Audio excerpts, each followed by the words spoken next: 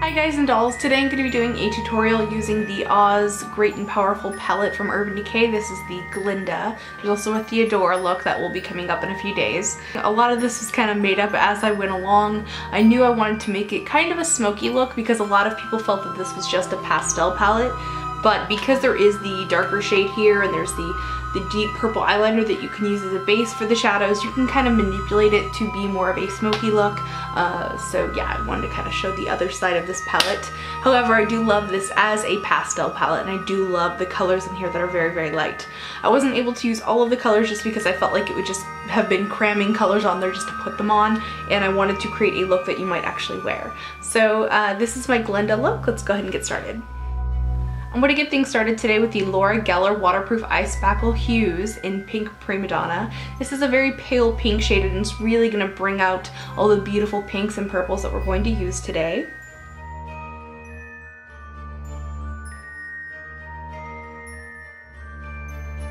Next, I'm going to lay down the foundation for my smoky effect by using the Urban Decay 24/7 pencil in Rockstar just in that outer corner. I'm not being super specific about making it neat and tidy, but I am being specific about the placement. I want it in a sort of curved shape in the outer edge of my eye.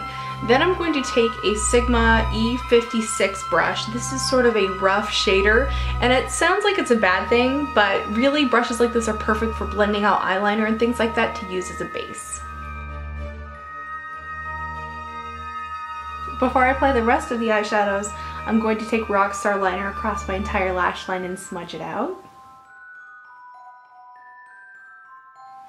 Using the same brush, I'm going to pick up Tornado eyeshadow and begin to blend that in the outer corner, taking it up a little bit higher than we had the liner and a little bit further over, just creating that sort of soft effect. With a small shader brush, I'm going to pick up Magic eyeshadow, which is a beautiful periwinkle with kind of a gold sheen. And I'm going to place that on the center portion of my lid right next to Tornado. Once I've placed the color, I'm going to begin to blend it into Tornado. And I'm going to blend that not only just next to it, but I'm also going to take a fluffy brush and blend around where I have the Tornado.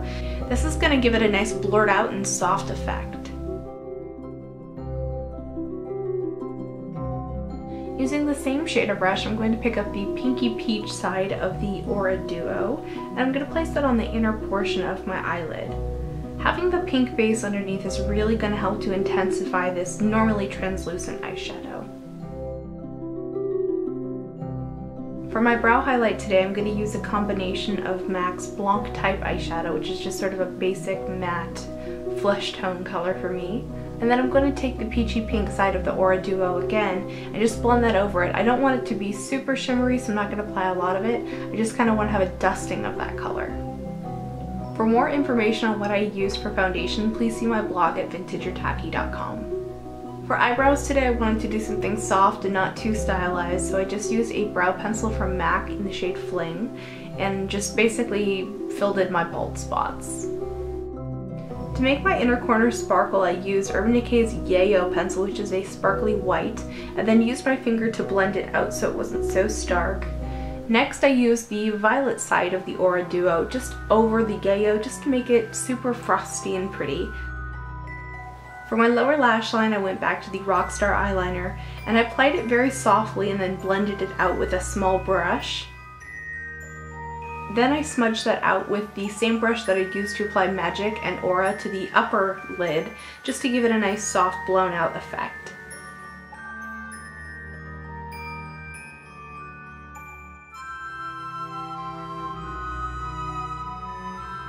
On both the inner and outer corners of my eye, I applied the silver portion of the Oz Duo. It looks kind of like she's got like little pearly teardrops in the outer corner, so it's kind of trying to get that same effect but with eyeshadow. Of course, when it comes to eyes, you've always got to do mascara, so I'm using the Clinique High Impact Curling Mascara. And then for my eyelashes today, I'm using Red Cherry 600s.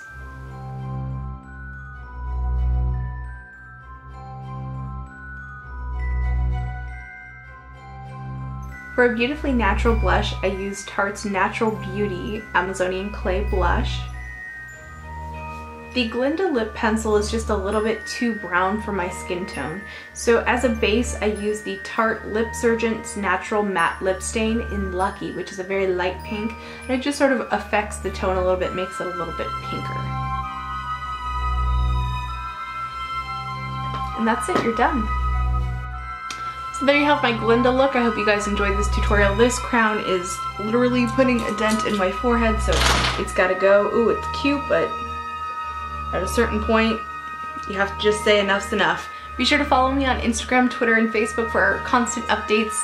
And also, if you ever feel like recreating one of my looks, I love seeing your guys' recreations, so please send them to me if you do make them. I'll see you guys in a couple days with my Theodore look, and as always, just be yourself. See ya, bye.